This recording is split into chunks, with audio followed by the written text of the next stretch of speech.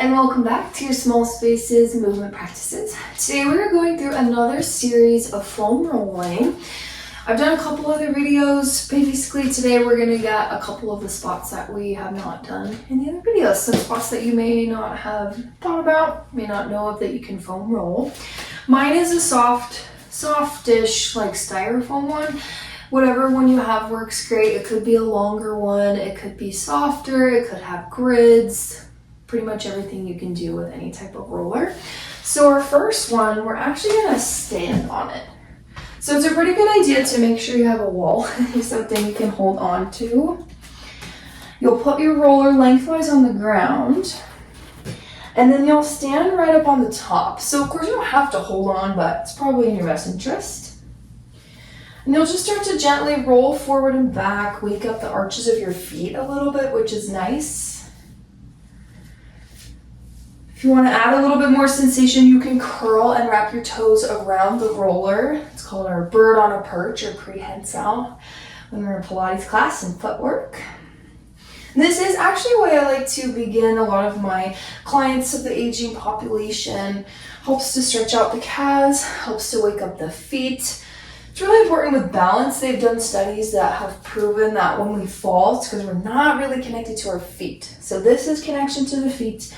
Wakes up the arches of the feet, that fascia along the bottoms gets really tight. And then also stretches your calves. And then it's balance. There's a lot of things going on. But just a couple more breaths. As any time you're doing foam rolling, myofascial release, make sure that you're breathing. That allows that fresh oxygenated blood to get to the muscles and tight spots in the body.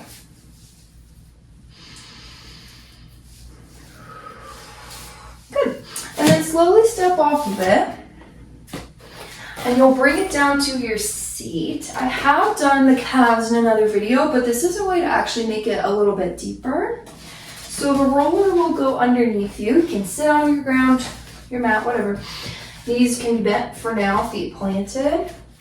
And then you'll bring right calf onto the roller.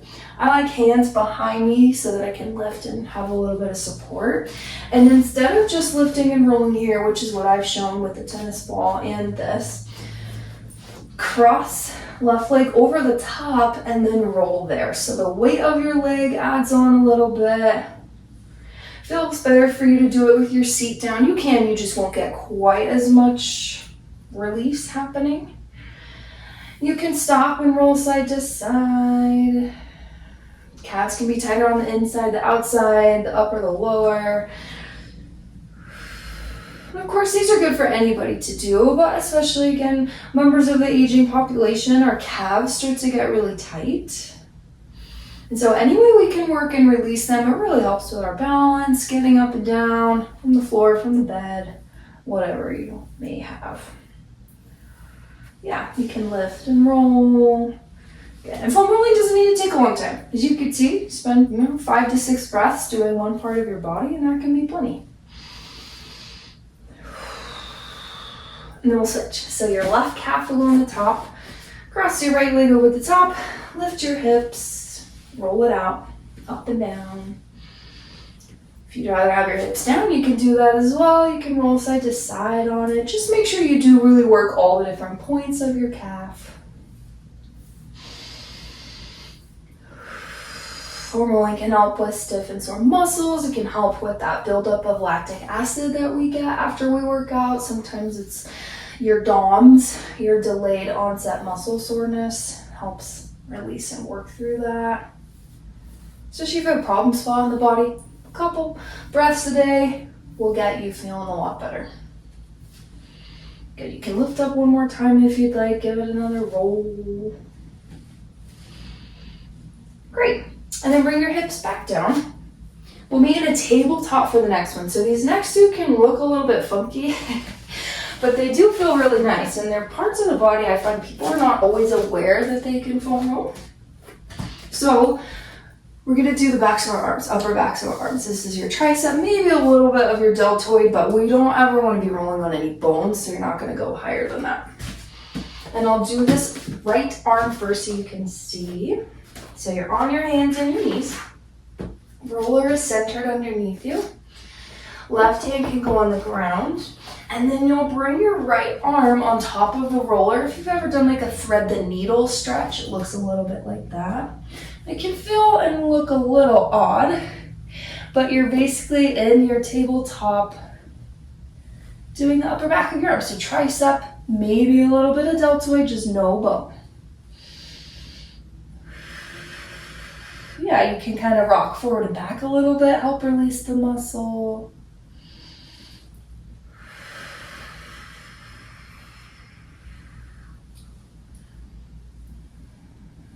And as you're ready, we'll switch sides. Rollers underneath you. I know I have a little less space on this side, so I am going to scoot myself over. Rollers underneath you. Right hand is down. This time the upper back of your left arm will go onto the roller, and you'll roll forward and back. You could bend your arm, the one that's on the roller. I'm doing that just because I have this wall here in my small space. As always, there are always adjustments you can make. You don't need to have a huge studio at your house to get some nice foam rolling, anything like that. You can kind of hold and rock forward and back again. I know it looks a little funky, but it's a spot we don't always think about.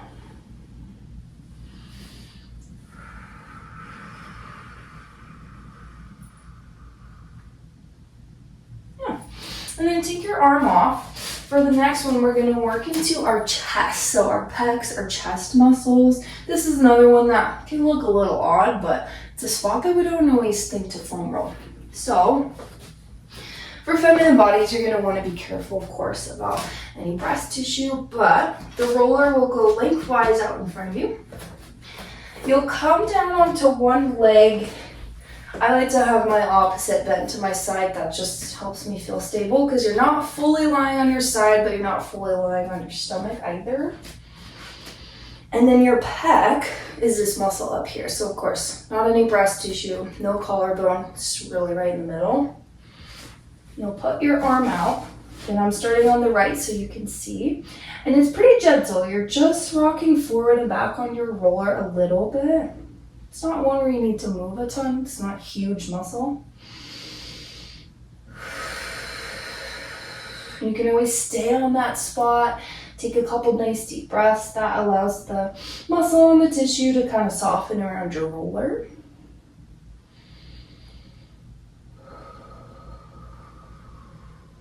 All foam rollers are great. There's many kinds you can have. The grids will always add more intensity if it has the little knobs on it. Mine's a styrofoam one, which actually isn't my favorite, but it was the cheapest, so that's what I have. But there are soft ones that actually can work really nicely too, and the foam I find kind of rolls away from you sometimes. Good. And then as you're ready, you can switch sides. So roll to your stomach, left pec onto the roller, left arm is out long. You're not fully on your belly, you're not fully on your side, it's kind of half. And then you can just stay, take a couple nice deep breaths. You might rock forward and back or side to side. This, of course, is not one where you need to move a ton. Even just adding the roller there will make you feel it. It's not a place we focus on when we foam roll, but it can hold tension.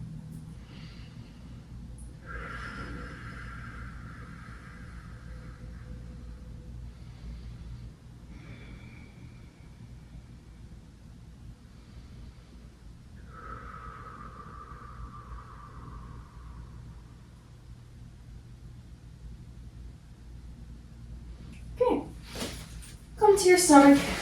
Roller you can set down by your side or just off out of the way. Press yourself up. And then our last one will be on our back. So in my other videos, I've gone over the upper back and the neck, which are fantastic. Sometimes foam rolling can feel not the most relaxing because we hold a lot of tension in our body, but the neck and the upper back should feel good, and this is kind of a version of that. So I am going to take my hair out. If you have something on the back of your skull here, your head, you'll want to remove it. Knees bent, feet planted is great. We're actually going to roll out our skull. So if you have a roller with the grids, this may not be the best one for you to do. You'll probably want it to be soft on the edges like this. So the roller will come behind you. I am going to move my hair out of my way. And then once it's underneath your neck, you'll just lift it a little bit so it is truly the back of your head. This one can be tricky, kind of like I was saying just a moment ago with the styrofoam ones. They kind of can fly away easily.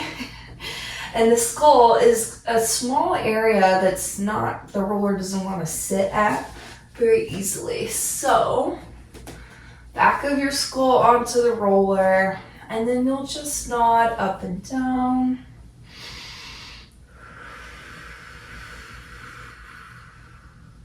Yeah, so it's not quite the neck, it's above a little bit, but can feel really nice. It's like a scalp massage, just for the back of your head. Follows the same suit as your neck one. As you're ready, you can take your head side to side. You can also think of your nose going towards each shoulder.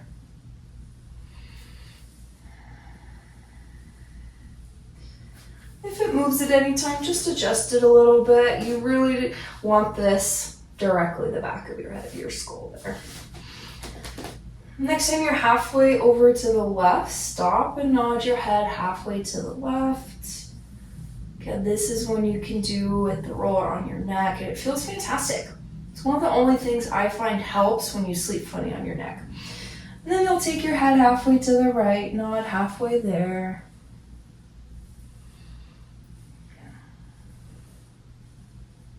Come back to center. One last little nod, yes. Shake, no.